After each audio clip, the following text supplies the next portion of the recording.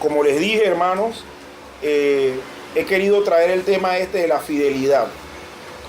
Para mí, esta palabrita, fidelidad, es algo muy importante porque, o sea, el ser fiel no solamente involucra lo que muchos posiblemente pensemos, que nada más tiene que ver con la relación de la pareja.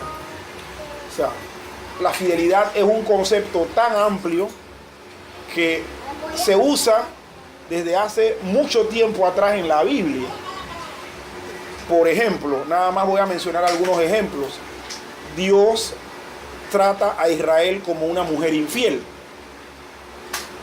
porque cada vez que Israel se apartaba de Dios, Dios inspiraba mensajes proféticos donde se comparaba al pueblo de Israel con una mujer infiel. Y es más, en ese tipo de mensajes Dios decía: yo soy un marido amante y te voy a buscar. Imagínense, cuando le da la profecía a Oseas, Dios le dice a Oseas: búscate una mujer de prostitución y cásate con ella. Oseas estaba reacio, pero al final tuvo que hacerlo. Eso era en contra de la ley, casarse con una mujer que ya estaba de manera regular dedicándose a la prostitución, porque claro, ningún hombre lo iba a tomar en serio, pero el profeta lo hizo. Y la mujer se le fue de la casa varias veces, y varias veces Dios le dice: búscala, porque así yo haré con Israel. Entonces ahí vemos que la fidelidad, ¿cuál era el objetivo, perdone, de darle, casarse con la o sea, que él viviera en carne propia lo que sentía Dios, lo que sentía Dios con Israel. ¿Él cometió algo que le molestó a Dios para que le... No, simplemente el mensaje profético era así. Era para que él lo viviera, ¿verdad? Para que lo viviera y para que Oseas entendiera que realmente el pueblo de... ¿Por qué? Porque Oseas, si usted lee en el libro de Oseas, ustedes se van a dar cuenta que Oseas se cansó de esa mujer. Y nunca cambió. Al final sí, al final sí. Al final hay como un indicio de que la mujer se arrepintió y vivió el resto de su vida ya de manera correcta. El asunto está en que Dios utilizó la figura para demostrar al pueblo de Israel que era infiel. O sea, en una relación le fue infiel a Dios. ¿Por qué? Porque Israel tenía una misión que no cumplió. La misión de Israel era no solamente ser el vehículo del cual iba a salir el Mesías. La misión de Israel era hacer luz a las naciones, y nunca lo fue. La gente sabía que Israel tenía un Dios poderoso por los portentos de Dios que se conocían en toda esa región, pero no por la calidad de vida de los israelitas. Entonces, ahí tenemos un ejemplo de eso, de que fidelidad es cuando una de las partes en una relación, ya sea marital, de trabajo, de amistad, rompe la relación y la daña.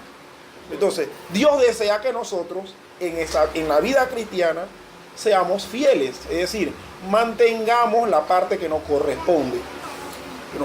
Entonces, por eso hemos traído eso, de que para vivir la vida cristiana debemos gozar de fidelidad. Ahora, yo quisiera que cada uno de ustedes pudiera estar buscando unos versículos bíblicos, que los tenga, y cuando le pida que lo lea, lo tenga ahí precisamente.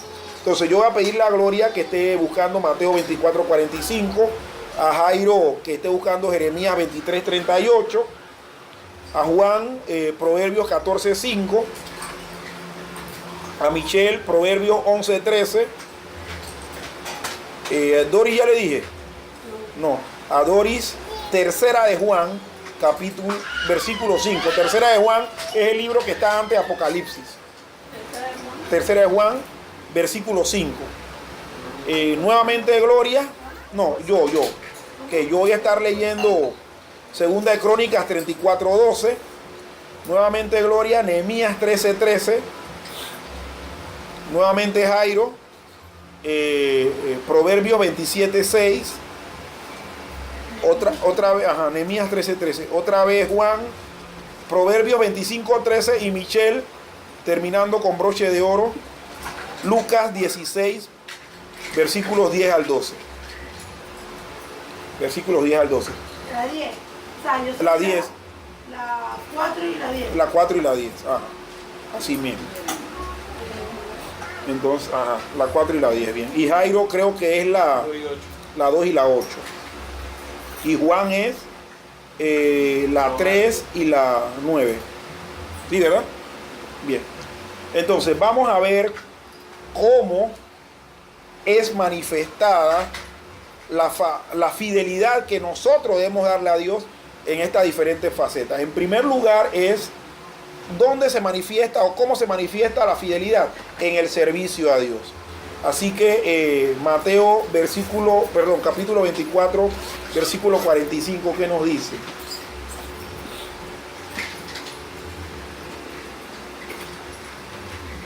¿Eres tú, no, Lore? ¿Ya te puedo leer? Sí. Porque lo que pasa conmigo es que cuando nosotros estudiamos allá, todos tenían que leer el mismo pasaje. Nos asignaba y cada uno, digamos, a mí me toca, tengo que buscar, ustedes tienen que buscar todo. Y a Juan, todos tenemos que buscar. Por eso es que actúa de esa manera. Pero bueno, bien. En Mateo 24, 45 dice: ¿quién es, pues, el siervo fiel y prudente al cual puso su Señor sobre su casa para que se le dé el alimento a tiempo? Ajá. Bien, en este versículo 45, miren que se utiliza la palabra el siervo fiel. Este versículo, hermanos, es parte de todo el capítulo 24 y en especial es parte de un bloque de temas que es el de la venida del Hijo del Hombre. En este bloque de temas se está hablando de muchas de las señales que van a anteceder a la venida del Hijo del Hombre. Jesús, por ejemplo, habla de figuras como la higuera. Cuando la higuera florece, la gente sabe que va a haber fruto, ¿no? Es más, Jesús habla en este pasaje acerca de lo que los agricultores ven con los cielos. Cuando el cielo está de tal color, es porque la temporada de cosecha de ciertos frutos está cerca. Eso es parte de lo que usted le pregunta a cualquier agricultor. Es más, mira, yo por ejemplo me enteré, y fue porque Gloria me explicó, que el guandú lo siembran en una fecha especial en el interior, que es lo que aquí se llama la fiesta de San Juan. Y en esa fiesta precisamente hay luna nueva o luna llena, y que es todo el conjunto de cosas, tanto meteorológicas como climáticas, que hacen que la semilla de guandú germine y que para la época esta, finalizando noviembre, iniciando diciembre, esté ya con todo el fruto. Miren, o sea, esas cosas son las que guardan los agricultores. Los agricultores saben eso. Entonces Jesús, correctamente. Entonces Jesús habla, porque viviendo él en una cultura totalmente agrícola, él utiliza esta serie de figuras para hablarle acerca de la venida del hombre. La venida del hombre va a venir, pero ¿qué sucede? Jesús habla también de la venida del hombre, del Hijo del Hombre, perdón, como lo que pasa con un amo que se va por un tiempo y deja a su siervo encargado de su casa o de su hacienda. Entonces, Jesús en este pasaje dice que bienaventurado el siervo a que su señor lo halle trabajando fielmente, porque cuando regrese todo está en orden. Bien, precisamente utiliza Jesús esta figura del servidor fiel en la hacienda o en la casa de un potentado, refiriéndose a nosotros en el servicio a Dios. Independientemente cuáles sean las circunstancias, las señales del cielo, o las señales de la marea, o las señales de lo que sea, cuando el Señor regrese, Él quiere encontrarnos a nosotros trabajando fielmente en el llamado que nos ha hecho, porque nos llamó a salvación, no solamente para inscribir nuestro nombre en el libro de la vida, sino para que le sirvamos. Entonces, es por esa razón que en el versículo 45 se dice: ¿quién es, pues, el siervo fiel y prudente, al cual su señor puso sobre su casa para que les dé alimento a tiempo. Es más, habían señores que se desligaban totalmente de la administración de su casa, se la destinaban a sus siervos. Recordemos el ejemplo de José, el hijo de Jacob. En Egipto, cuando estuve en la casa de Potifar, todo iba de maravilla. Potifar ni se preocupaba. Cuando estuve en la cárcel, todo iba de maravilla. El carcelero ni se preocupaba. Y cuando le tocó atender el caso de la sequía en Egipto, todo se resolvió de maravilla. Entonces tenemos, dice, ¿quién es ese pues? Ese siervo fiel al que su señor puso en su casa para darle, para administrar los alimentos en su casa, para que todo vaya bien, para que todo funcione. El Señor desea, Dios desea que la fidelidad nuestra sea comparable a ese tipo de fidelidad que tenían estos servidores de aquellos potentados en aquella época. El Señor es el potentado, el gran potentado. Todo es de Él. ¿Y qué Él quiere? Que en su reino nosotros nos mantengamos con fidelidad.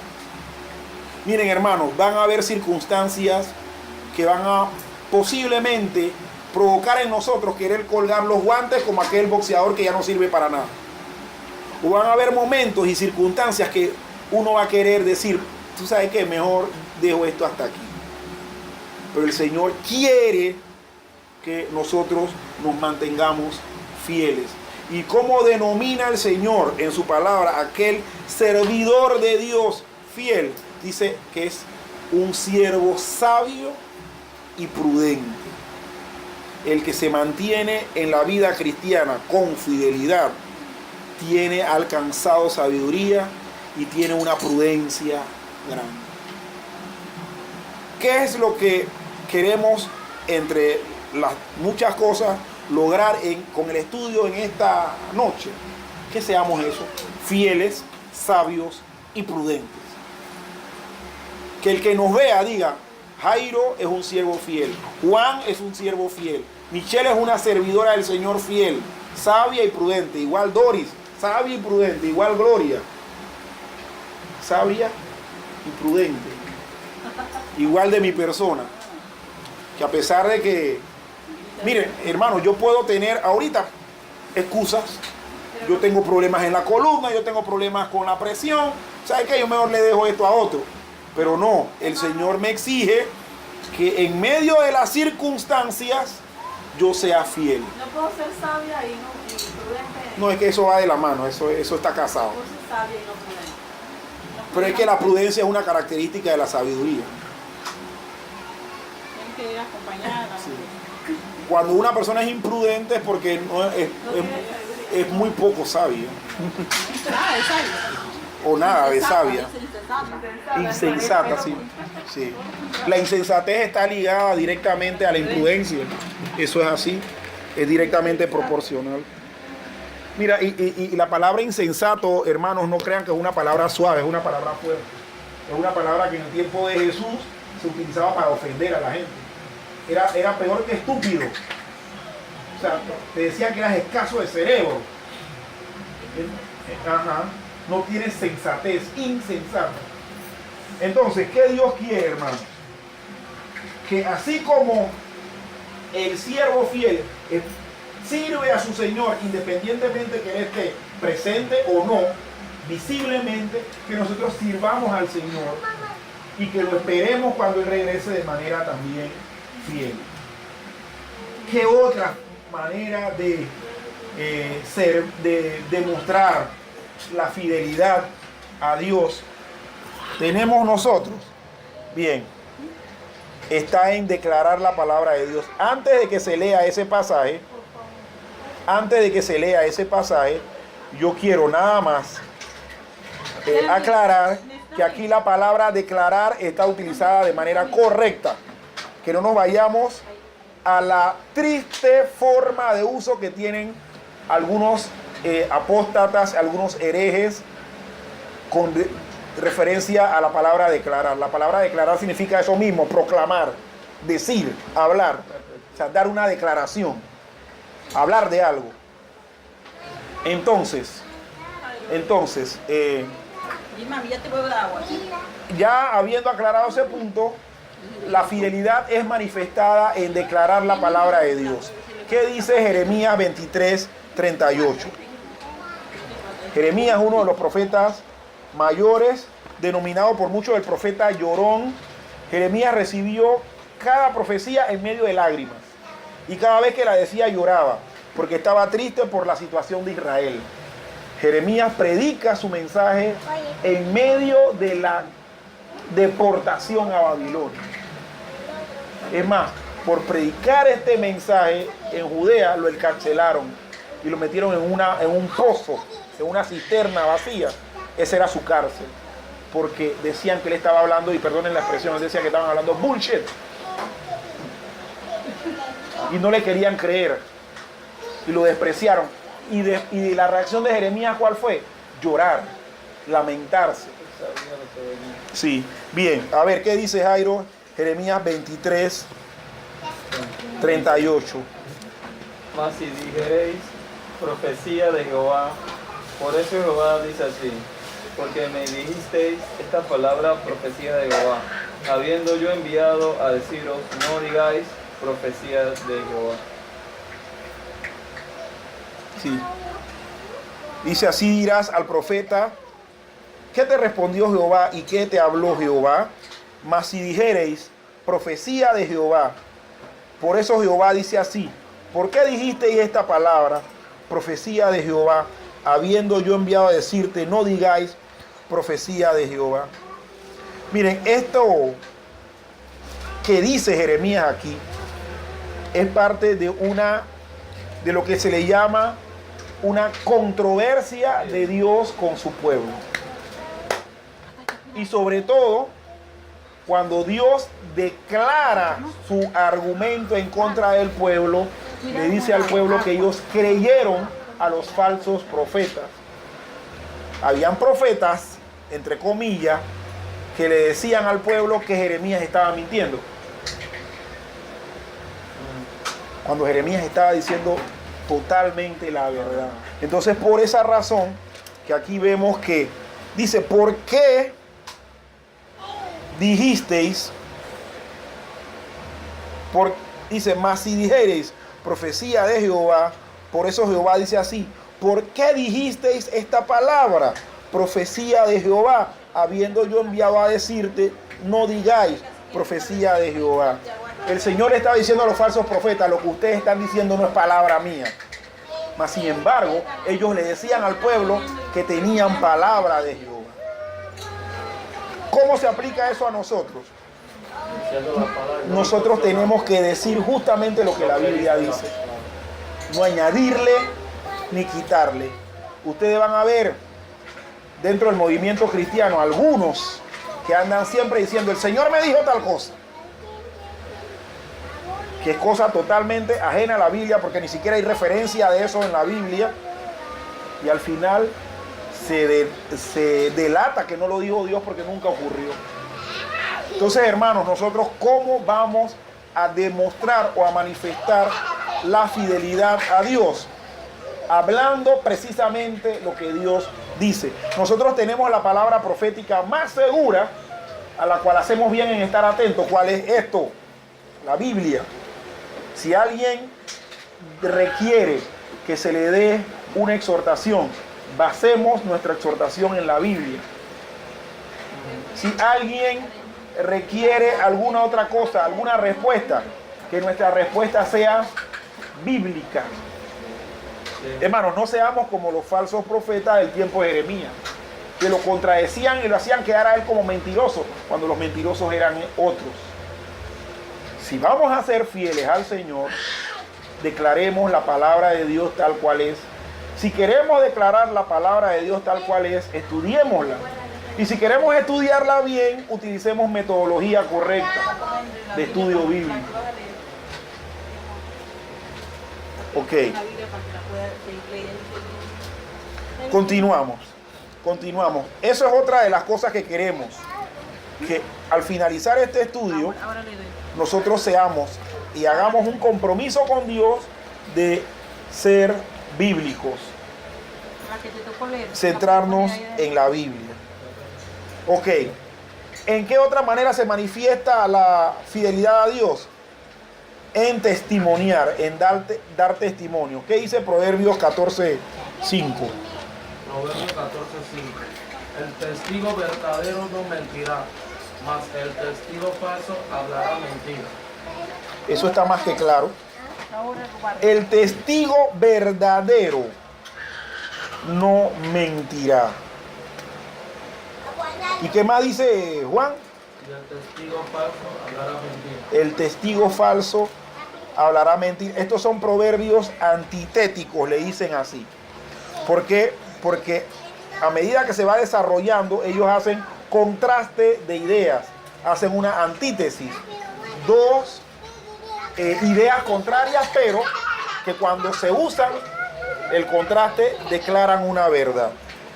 Si nosotros leemos este versículo 5, vamos a ver que aquí se está haciendo un contraste entre el testigo verdadero, es decir, el testigo fiel, y entre el testigo falso. El testigo verdadero habla la verdad o da un testimonio verdadero, pero el testigo falso altera todo.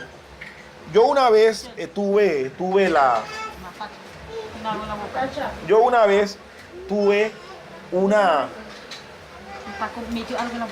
un testimonio, pues, o una circunstancia en donde un hermano en Cristo me decía que él estaba en un culto en donde pidieron dar testimonio y nadie se paraba. Y él decía, ay no, esto no puede ser así. Hay que dar un testimonio. Pero que él me comentó, que él inventó una situación. Inventó una situación porque dice, es que Dios no puede quedar mal, hermano. Yo le dije, ¿y tú crees que mintiendo hiciste quedar bien a Dios?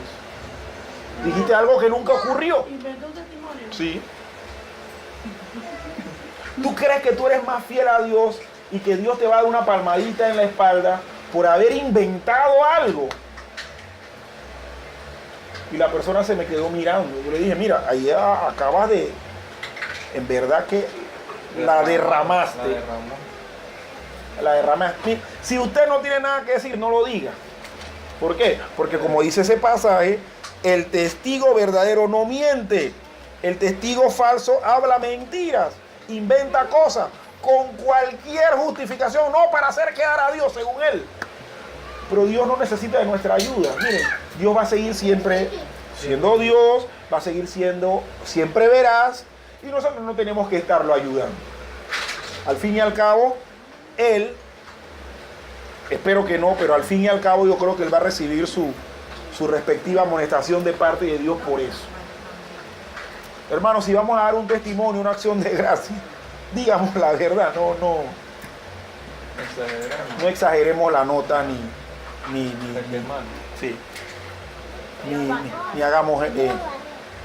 Ahora barremos. Bien, ¿cómo seguimos? Bien, seguimos con guardar secretos. Proverbios 11:13. Ahí mismo en el libro de Proverbios, el capítulo 11, versículo 13. ¿Qué dice Proverbios 11:13? El que anda en chisme descubre el secreto. Mami, ven acá. Mami, Mas el que mami, anda de aquí. espíritu fiel lo guarda todo.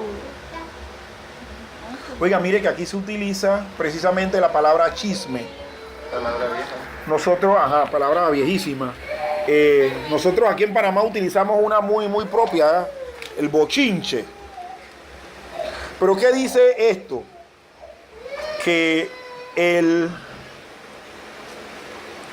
que anda en chismes descubre el secreto,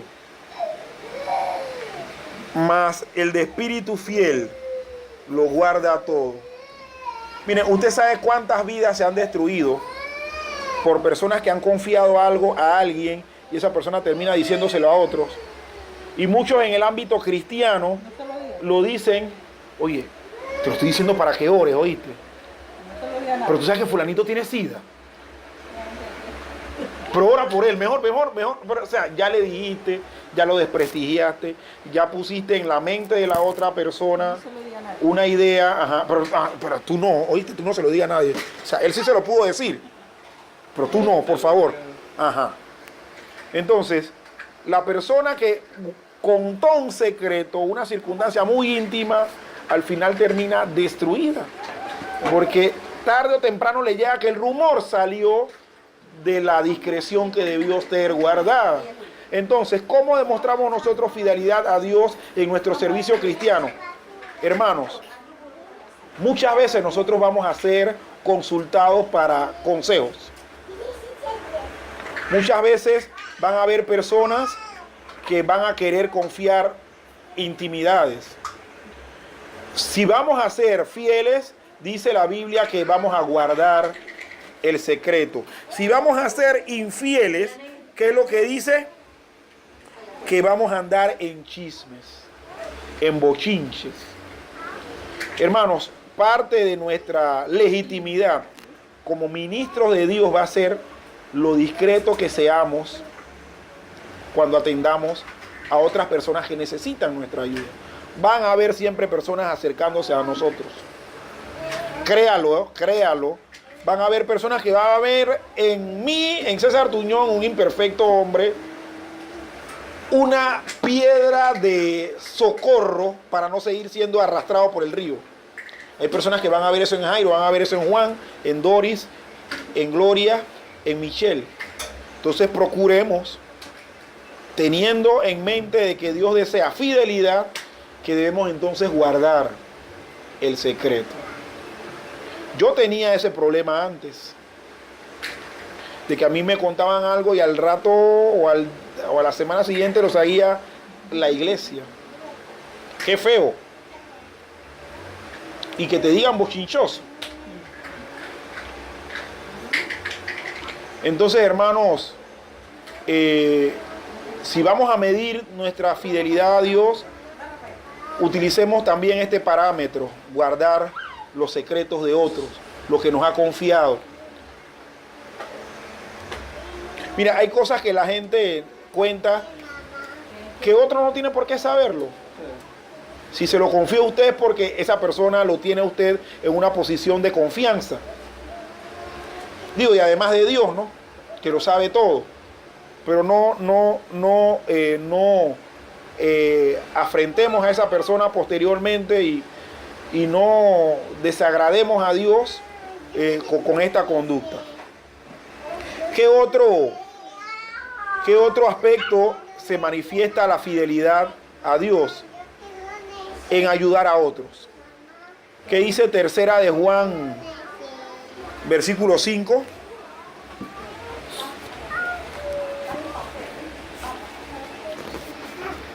Perdón, Jaime, disculpe.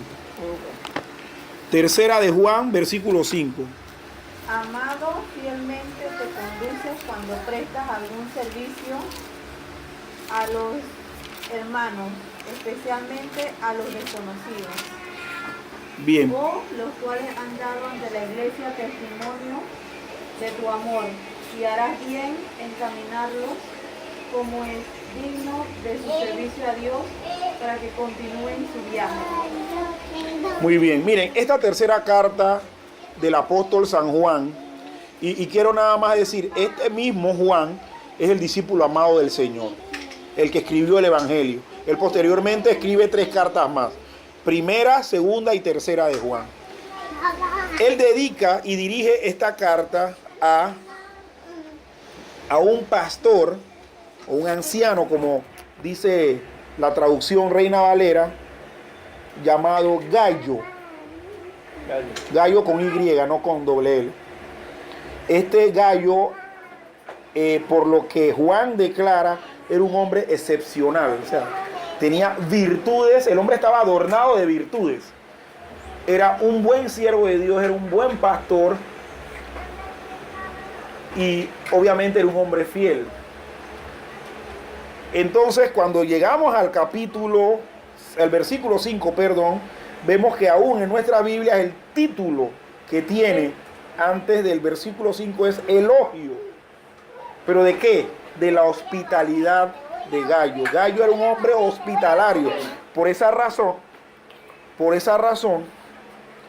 el versículo 5 dice, fielmente, le dice a él, amado, fielmente te conduces cuando prestas algún servicio a los hermanos, especialmente a los desconocidos.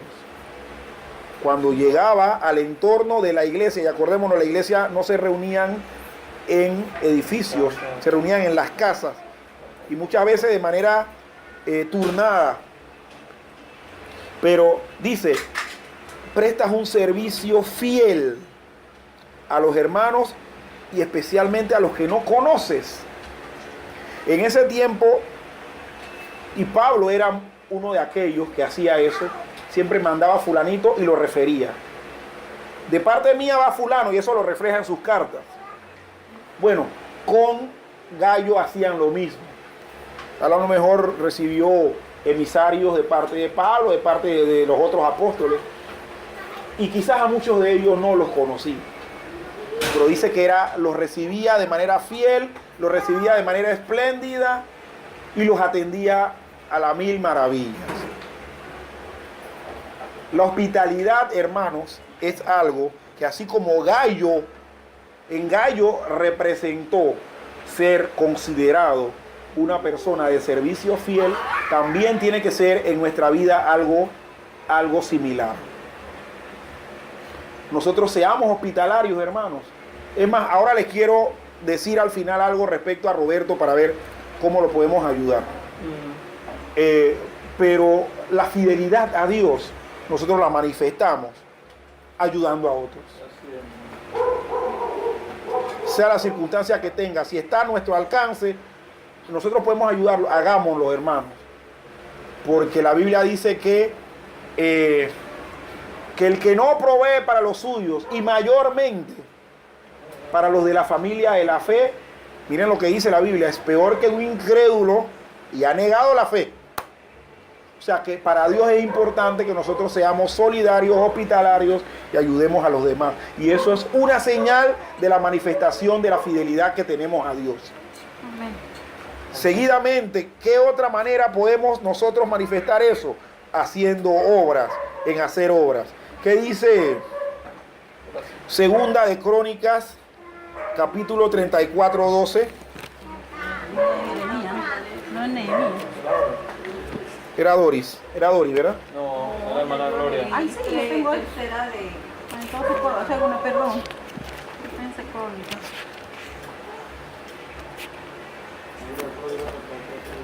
Sí. Segunda de Crónicas 34, 12. Ya te llegan 24, 12.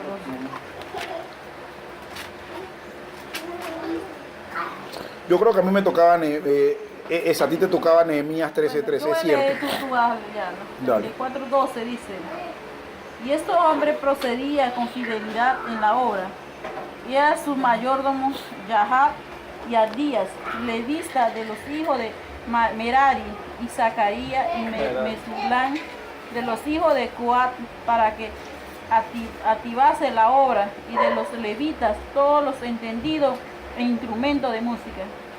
Muy bien, interesante este pasaje, hermanos, porque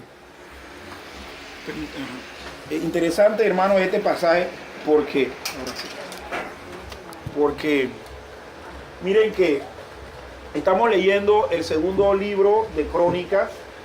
El libro de Crónicas es un libro histórico, por eso se llama así Crónicas. Se hacía un recuento en el momento del tiempo en el que se había dado un hecho. Es decir, un recuento histórico. La palabra Crónicas viene precisamente del nombre que tiene este libro en la Septuaginta, que fue la traducción griega, viene de Cronos, y Cronos significa tiempo. Entonces, una crónica era precisamente una historia que tú relatabas de algo que ocurrió, pero ubicándolo en un momento correcto en la historia. ¿Qué sucedió en este momento histórico de Segunda de Crónicas 34? Bien, en este momento histórico de Segunda de Crónicas 34 empieza a reinar Josías. Josías fue uno de los reyes del reino de Judá o de Judea, que hizo lo bueno ante los ojos de Dios.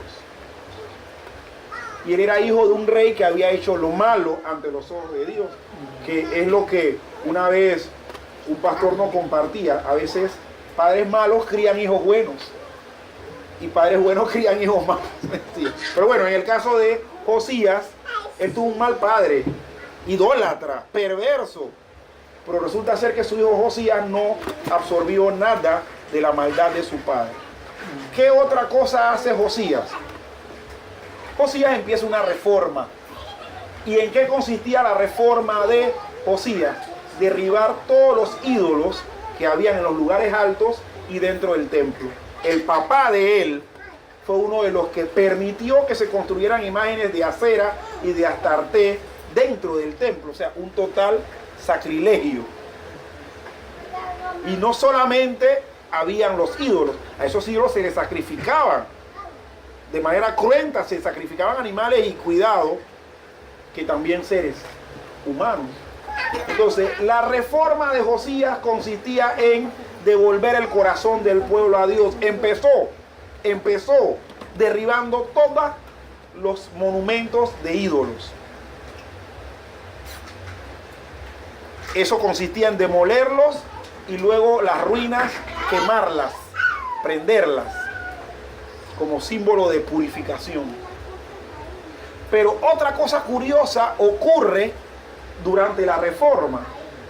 Durante la reforma de Josías se halla el libro de la ley, que misteriosamente se había perdido durante el periodo de reinado de su papá. Vamos a ver una constante en algunos de los reyes del sur, que cuando ellos propiciaban alejamiento de Dios, el libro de la ley se perdía. ¿Y quién lo encontraba? El que quería buscar de Dios. Y Josías tuvo un reinado en el que eso pasó. Entonces miren que en esta circunstancia que les estoy diciendo, es donde se da lo que leímos, lo que leyó Gloria en el versículo 12, que dice que y estos hombres procedían con fidelidad en la obra, y eran sus mayordomos Yahat y Abdías, levitas de los hijos de Merari, y Zacarías y Mesulam de los hijos de Coab, para que activasen la obra, y de los levitas todos entendidos en instrumentos de música. Miren que Josías, después del hallazgo del libro de la ley, encontró que en el libro de la ley había un ritual. ¿Qué le dijo? A estos levitas: reactiven el culto a Dios como debe ser.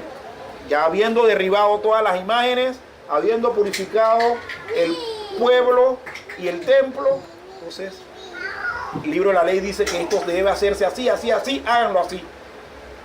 Y resulta ser que lo que la Biblia en el versículo 12 dice, que estos hombres procedieron con fidelidad a lo que entendieron del libro de la ley.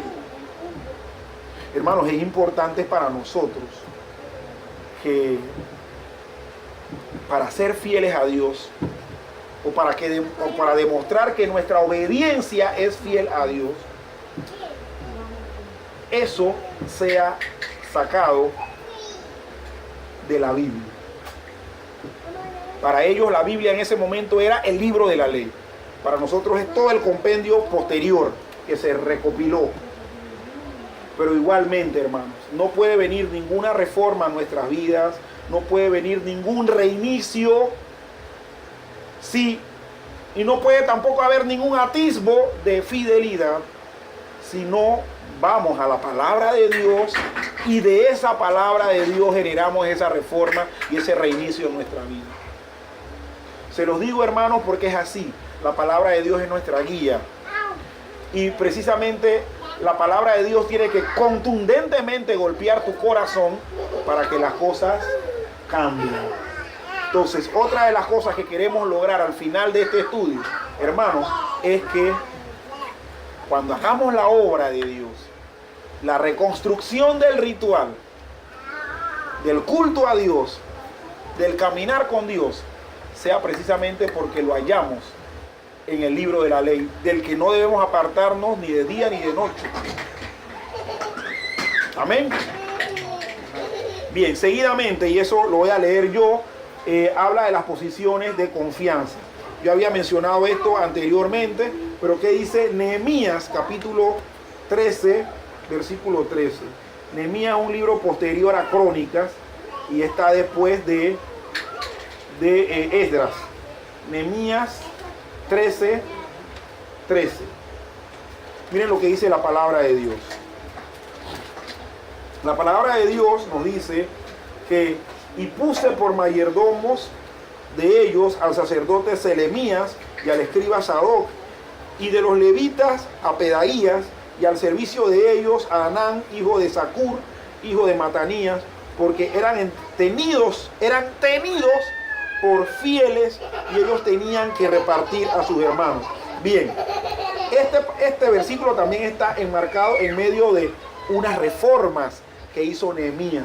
Acordémonos, las reformas de Josías fueron anteriormente.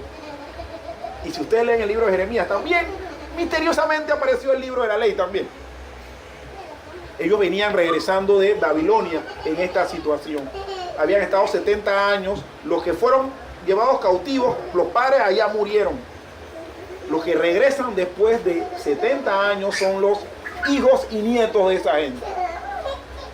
No hablaban hebreo, menos sabían que tenían un Dios, porque esos 70 años les borró. Nabucodonosor hizo con esa intención eso. Les borró total recuerdo y memoria de Dios y de sus raíces. Cuando gente como Nehemías y Esdras, que aún en medio de toda esa lejanía que tenían de Dios, ellos conservaron algunos manuscritos, y cuando Ciro posteriormente decreta que se devuelvan, Nehemías, con esos manuscritos que tenía, empezó a orientar a la gente y empezó a reformar la nación. Tanto así que hubo reformas que fueron duras, como por ejemplo, que los que venían cansados con mujeres de Babilonia las abandonaran por completo y que las devolvieran para atrás. ¿Por qué?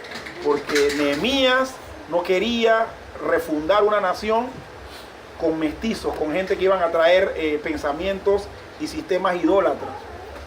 Vengan con los que son de Israel y punto. Si tú tuviste hijos con una mujer extranjera, eso es tu problema, ella me la manda de regreso.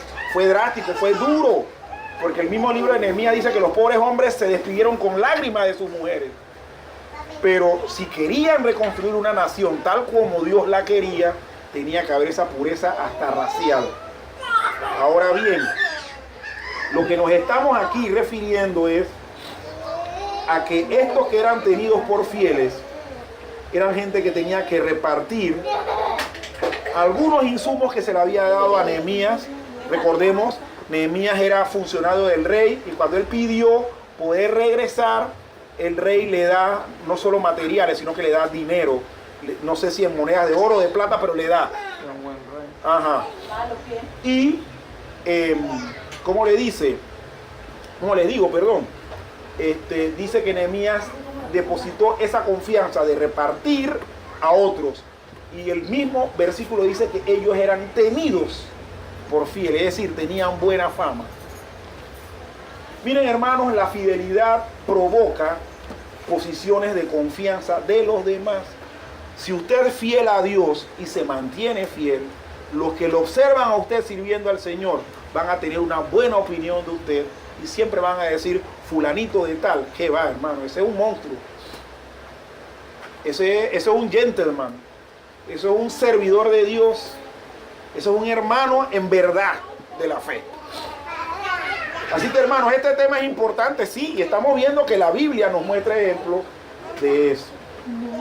Entonces, que también sea algo que nosotros podamos considerar. Seguidamente dice que la fidelidad se manifiesta en reprobar a otros. ¿A quién le tocó ese pasaje? Ay, Dios mío, santo Dios. Proverbios 27:6.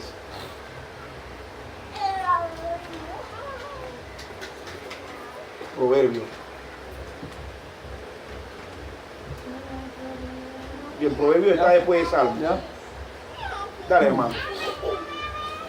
No dejes a tu amigo ni al amigo de tu padre, ni vayas a la casa de tu hermano en el día de tu aflicción. Mejor es el vecino cerca que el hermano lejos. 27:6. A lo demás. 27:6. Dice, fieles son las heridas del que ama, Ay, Dios. pero importunos los besos del que aborrece. A ver, hermanos, les pregunto, ¿qué figuras se mencionan ahí? Fieles, Ajá, pero como figuras se menciona una palabra, heridas. fieles. Las heridas duelen, ¿verdad? Pero miren que aquí está diciendo que fieles son las heridas del que ama. El que te ama te hiere cuando te tiene que decir algo. Y no lo va a hacer para destruirte, lo va a hacer porque te ama y porque quiere tu bien. Entonces, cuando nosotros reprobamos a los demás, es decir, que lo regañamos, lo amonestamos, le hacemos una exhortación fuerte, eso, hermanos, créanme que es con la mejor intención. No es porque queramos ofender a la persona. De hecho, como le dije en un principio, mi gran problema es que yo a veces lo digo las cosas tan duras que no se aprecia el amor, ¿no? En ningún lado. Pero créanme que la intención es de amor. Y miren lo curioso de este proverbio también antitético. Dice, fieles son las heridas del que ama, pero dice, importunos los besos del que te aborrece. Mire, el que adula mucho a una persona que anda mal, la quiere ver mal. Exacto. Pero lea el 5, hermano César. El 5, ¿qué dice? Dice, mejor es reprensión manifiesta que el amor oculto. Ajá. La reprensión manifiesta es amor manifiesto. Dice, y gracias por... Dice, mejor es la reprensión manifiesta que el amor oculto. Oye, si tú tienes amor, demuéstralo. Y una forma de demostrar amor es reprendiendo a los demás, diciéndole, hey, estás en camino al precipicio. Detente. Bueno, yo soy de lo que dice, como que te quieres caer, ¿verdad? Ve y salta. A veces le digo a la gente, de manera muy tosca, ¿no? Yo creo que debo cambiar mi metodología y mi técnica. Pero la Biblia sí nos dice que nosotros demostramos fidelidad a Dios cuando teniendo algún tipo de influencia sobre los demás, podemos amonestarlos con heridas de amor, más que con besos que son de aborrecimiento. Ah, del que aborrece. ¿Sí? Sí, es lo mismo. Lo mismo. Así que, hermanos, si usted es reprobado, reprendido por alguien, créame que lo está haciendo con amor. Y si usted le toca hacerlo, no dude, hermano, de reprobar, de reprender, de aconsejar de manera fuerte a otro, porque lo que viene es un tanganazo. Miren, Jesús cuando se encontró con Pablo camino a Damasco le dice, porque ya Pablo estaba con cartas de los sumos sacerdotes a apresar y a llevar cautivos a Jerusalén a los cristianos que estaban en Damasco. Se fue a un país extranjero, a la capital de ese país, a buscar gente que según él no seguía el camino que debería seguir. Y se enfrenta con Jesús. Cae al piso, queda enceguecido. Y Pablo dice, no, primero escucha, Saulo, Saulo, ¿por qué me persigues? No, perdón, antes de eso Pablo le dice, Señor, ¿quién eres? Reconoce que es Dios. Pero dice, Señor, ¿quién eres? Y la voz de Jesús le dice, Saulo, Saulo, ¿por qué me persigues? Dura cosa te es dar cosas contra el aguijón. Había en ese tiempo una costumbre de las mulas, que cuando estaban emberracadas, patear cuanto palo o cuanta cosa que le pudiera causar herida hubiera. O sea, se embrutecían tanto los burros y las mulas que no les importaba destruirse. Jesús le está diciendo a Saulo, mira, que te vas a caer, como decía Oscar de León. Mire, compadre, hágame caso, mire que se va a caer. ¿Y qué le ocurrió a Pablo? Pablo estuvo ciego 7 días. 3 días. Ah, perdón, disculpe. Con Ananías, así. Estoy haciendo mal uso de lo que acabo de enseñar. Gracias, hermano. Estoy exagerando el testimonio. Declarar la palabra de Dios. El hermano. 4 días más. Por la tercera Jesús. Porque da bien con Porque da bien con Dios. Exagerando. 3 días, hermano. Disculpen la exageración. 3 días. El asunto está en el hecho de que de que Pablo, después de esa amonestación tan elocuente, ¿no? De eso no, yo creo que hubiese sido bien bruto si hubiese seguido con su necedad. Pablo, miren en lo que se convirtió, en el gran apóstol.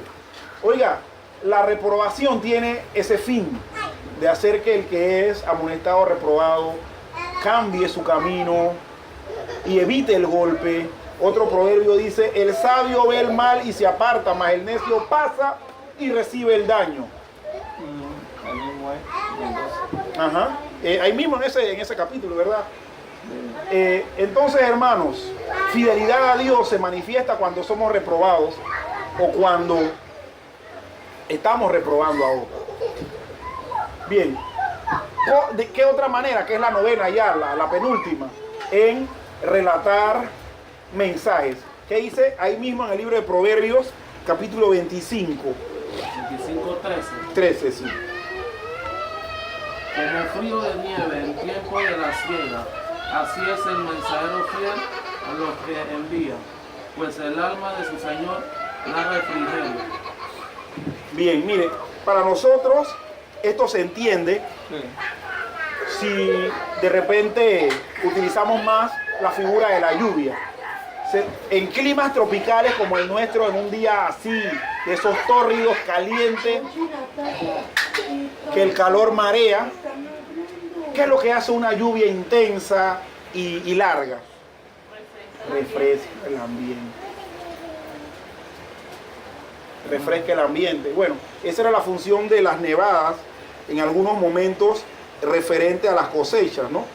Las cosechas se podían dañar por un calor intenso, más cuando nevaba, eso traía que se refrescara y se podía entonces cosechar. Sí, porque eso es lo que dice, como el frío de nieve en tiempo de la siega. Era más fácil. Pero dice, así es el mensajero fiel a los que lo envían, pues al alma de su Señor da refrigerio. Mira que cuando una persona era mandada por su amo, por su jefe, a hacer una encomienda y cumplía la comisión, eso le daba una tranquilidad y un sosiego y una paz a su amo, porque decía, hey, cumplió la encomienda como se la di. Entonces eso es comparado a lo que hace la nieve con una cosecha. Refresca y facilita la cosecha. Hermanos, nuestra fidelidad va a ser así, va a ser comparada como la lluvia o como la nieve en tiempo de cosecha, si nosotros somos capaces de relatar el mensaje de Dios de manera fiel, de manera sin apartarnos ni a derecha ni a izquierda. Ser fieles con la transmisión del mensaje, no decir más de la cuenta, no decir 7 cuando son 3. Amén. Y por último, que le toca entonces a Lady Michelle, sería Lucas 16, del 10 al 12, cuando nos encargamos de las cosas ínfimas. ¿Qué dice Lucas 16? Del 10 al 12, ¿verdad? 10 al 12, sí. El que es fiel en lo poco también es fiel en lo mucho. El que es injusto en lo poco también es injusto en lo mucho. Así que si con la riqueza injusta no fueron fieles, ¿quién les confiará la verdadera? Y si en lo ajeno no se les encuentra fieles, ¿quién les dará lo que es de ustedes? Muy bien, miren, esta parábola, porque esto es parte de una parábola, la parábola del mayordomo infiel. Eso es una de las parábolas que Jesús refirió respecto a Israel. Y no solo respecto a Israel, realmente Jesús se estaba refiriendo a los sacerdotes. Jesús los comparó a ellos como aquel mayordomo que habiéndose su amo ido lejos por mucho tiempo, empezó a malgastar los bienes de su señor, empezó a emborracharse y a golpear a sus consiervos. Entonces Jesús comparó a los líderes del pueblo, a los reyes, al rey del momento que era un Herodes, a los sacerdotes, a los fariseos, los comparó con un mayordomo infiel. ¿Y por qué en este pasaje se habla de las riquezas injustas? Porque en ese tiempo, hermanos, un comerciante comerciaba de una manera tan hábil que era capaz de quitarle más de lo que valía el producto que estaba intercambiando. Eso era una costumbre muy propia de los semitas. Es más, los judíos son conocidos por eso, por inflar los precios. Los árabes también. Yo les recomiendo a la gente no hacer tratos con árabes ni con judíos, porque ellos van a hacer uso de una costumbre muy cultural de ellos, que es inflarle los precios. Entonces, a ese precio inflado se le denomina riqueza injusta. ¿A qué se está refiriendo el Señor? Bien, este mayordomo infiel con el que él compara a los líderes, dice que hizo lo siguiente: sabiendo que su amo lo iba a despedir, empezó a buscar a cada uno de los que le debían algo a su amo y le dijo: ¿cuánto le debes? Tanto. Bueno, pon que debes menos, pero págalo. Y fue cancelando cada cuenta. Cuando su amo regresó, dice que, bueno, lo tuvo que botar obviamente, pero su amo se vio sorprendido y lo elogió la sagacidad. Entonces ahí donde Jesús dice: si en lo poco eres fiel, en lo mucho entonces también lo será. Si en las riquezas injustas eres fiel, en las que son tuyas también. Entonces aquí estamos tomando un aspecto que tiene que ver con el reino de Dios y que tiene que ver con nosotros, con nuestro liderazgo. De alguna u otra manera nosotros somos líderes espirituales. Somos líderes espirituales para muchos, pero podemos ser líderes espirituales a los que Dios les refiere esta parábola y los compare con lo mal pastor que eran los sacerdotes del tiempo de Jesús. ¿Qué quiere Jesús con nosotros? Si estamos desarrollando un ministerio totalmente alejado de Dios, Él quiere que nosotros arreglemos las cuentas, aunque sea la de los demás. Si nuestro ministerio está desaprobado por Dios, reprobado por Dios, que aunque sea nosotros nos encarguemos de que los que tienen una deuda pendiente con Dios, los que necesitan conocer el Evangelio, bueno, lo conozcan de manera correcta. Entonces, hermanos, si en lo poco somos fieles, en lo mucho el Señor nos va a poner. Si en las riquezas que son injustas somos fieles para quedar bien con el jefe, entonces con las que son nuestras también vamos a hacerlo fiel. ¿Qué el Señor desea, hermanos? El Señor desea encontrar en cada uno de nosotros hijos de Él redimidos, pero que en cada faceta de esa redención, de esa salvación, de esa vida cristiana, en vez de ponérsenos una cruz, se nos ponga un ganchito. Y que ese ganchito sea parte de la fidelidad que le estamos demostrando a Dios. Yo quisiera terminar esto